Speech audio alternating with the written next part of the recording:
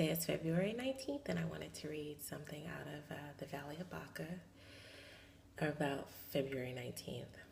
I slowly walked to my room and slid down the side of my bed, and like a lump of coal, I hit my cold floor. Somehow the cold did not bother me. At this point, did it matter? What really mattered? I pulled my knees into my chest, and there I lay as my self-talk rolled in like storm clouds. The water wells in my eyes began to empty, and the tears ran across the center of my nose, where my glasses would normally sit. The drops from both eyes would touch my cheek before pooling onto the floor. My moments or hours there still feel untraceable. I still cannot recall how long I was there on the cold floor. My trance was interrupted by a new question and thought. Anthony will be home soon. What am I going to say? How do I tell him I have breast cancer? In a panic, I crawled off the floor and headed to my bathroom mirror. In the mirror, my reflection was obscured. My mascara was running down my face, forming darkness around my eyes. My right side of my hair was soaked from laying in the puddle of my own sorrow. Hastily, I washed my face and I slammed my makeup kit on the counter. In an attempt to mask my pain and confusion, I grabbed my MAC foundation in an attempt to hold together the broken pieces and my shame. I pulled back my hair, applied new mascara, new foundation, new blush, new lip gloss. I rehearsed my words and my tone as I prepared my expressions that may outwardly leave an impression of strength. Hold it together, Allison. Hold it together. Back and forth, back and forth, back and forth. I began to pace up and down the side of our bed as I rehearsed the lines and the way to tell him over and over and over. As I paced the floor, a feeling of dread came over me as my self-talk continued.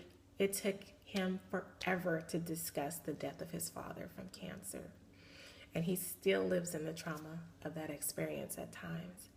He will not step foot into a hospital. I can't do this to him. I cannot do this to him. I continued to pace, for the time was drawing near for him to arrive home. I walked from the side of our bed to my bathroom mirror in an attempt to present to him a person he once knew. My pacing continued, and suddenly I could hear the loud rolls of the garage door as it slowly began to lift. Oh, what am I going to do? Maybe I shouldn't tell him. I'll just tell him when I have to tell him. I could hear the garage door rolling down and the house door slam. My pacing and practicing of my outward strength had become more rapid as my heart paced. As I turned to leave my bathroom mirror to continue my pacing, I turned to my right, and there he stood. A flood of heat rushed from my head to my toes, and in that moment, my feelings of love, friendship, and panic all rose to my core and leaving an outward expression causing my skin to turn red. I attempted to push the emotions out by shaking my hands. However, once he entered the room, my quotes and outward strength I attempted to muster slowly dissipated. In my mind, I still held on to the quotes, but out of my heart came, "Just leave me. Just leave me. Please, I don't want you to endure any pain. Just leave me. I love you too much to cause you any more pain."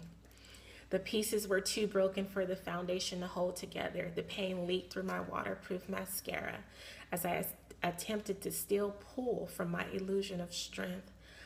The tears and foundation still running, and I continued to blurt out, "Just leave me. Just leave me. I will be okay. I will beat this. I will beat this."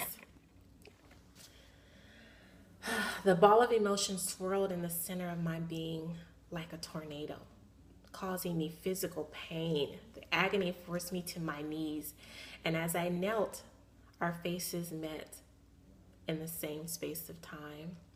His eyebrows were slightly raised, as if he too were pulling from something inside. His stature tall but shaky.